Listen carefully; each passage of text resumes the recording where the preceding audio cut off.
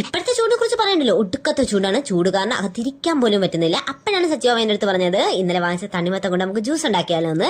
അങ്ങനെ തണ്ണിമത്തം കണ്ടുപിടിച്ച് ജ്യൂസ് ഉണ്ടാക്കാൻ നേരത്താണ് നമ്മൾ ആ നഗ്ന സത്യം അറിഞ്ഞത്. തണ്ണിമത്തം രണ്ടായിട്ട് മുറിച്ചപ്പോഴത്തേക്ക് തണ്ണിമത്തം പഴുത്തിട്ടില്ലായിരുന്നു. കടക്കാരൻ പറ്റിച്ചോ എന്ന് പറഞ്ഞ് സച്ചിവാമ എൻ്റെ ഒരു മുഖത്തോട്ടൊരു നോട്ടം നോക്കി. ഞാൻ പറഞ്ഞു എനിക്കറിയത്തില്ലെന്ന്. അങ്ങനെ നമ്മൾ വിചാരിച്ചു തണ്ണിമത്തം കൊണ്ട് നമുക്കൊരു ഷേക്ക് ഉണ്ടാക്കാമെന്ന്. അങ്ങനെ പാതി തണ്ണിമത്തം സച്ചിവാമിൻ്റെ അടുത്ത് അപ്പം തന്നെ എടുത്ത് ഫ്രിഡ്ജിലോട്ട് അങ്ങ് വെക്കാൻ പറഞ്ഞു. ബാക്കി വന്ന തണ്ണിമത്തം ഞാൻ വിചാരിച്ചു തോല് കളഞ്ഞെടുത്ത് ചെറു കഷ്ണങ്ങളായിട്ട് അരിഞ്ഞെടുത്ത് ബ്ലെൻഡറിലോട്ട് ഇടാമെന്ന്.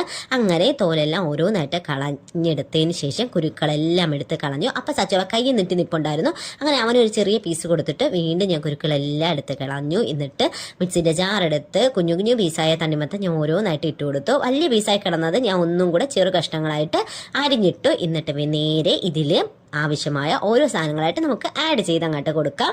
അങ്ങനെ ഷേക്ക് ഉണ്ടാക്കാനായിട്ട് നമുക്ക് ആദ്യം തന്നെ പഞ്ചസാര ഇട്ട് കൊടുക്കാം. പഞ്ചസാരേൻ്റെ പുറകെ തന്നെ നമുക്ക് പാൽ ഒഴിച്ചു കൊടുക്കാം. ഇത് ഇന്ന് കൊണ്ടുവന്ന പാലാണ്, ഫ്രഷ് നാടൻ പാലാണ്.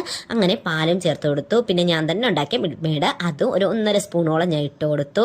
പിന്നെ 2 അണ്ടിപ്പരിപ്പും അതേ കണക്ക് തന്നെ 2 ഏലക്കും ഇട്ട് കൊടുത്തിട്ടുണ്ട്. ഇനി നമുക്കിത് നന്നായിട്ട് അങ്ങോട്ട് ബ്ലെൻഡ് ചെയ്തെടുക്കാം. അങ്ങനെ ബ്ലെൻഡ് ചെയ്തെടുത്തിട്ട് ഞാൻ ഒരു സ്പൂൺ വെച്ച് ജസ്റ്റ് ഒന്ന് രുചി നോക്കിയതേ ഉള്ളൂ.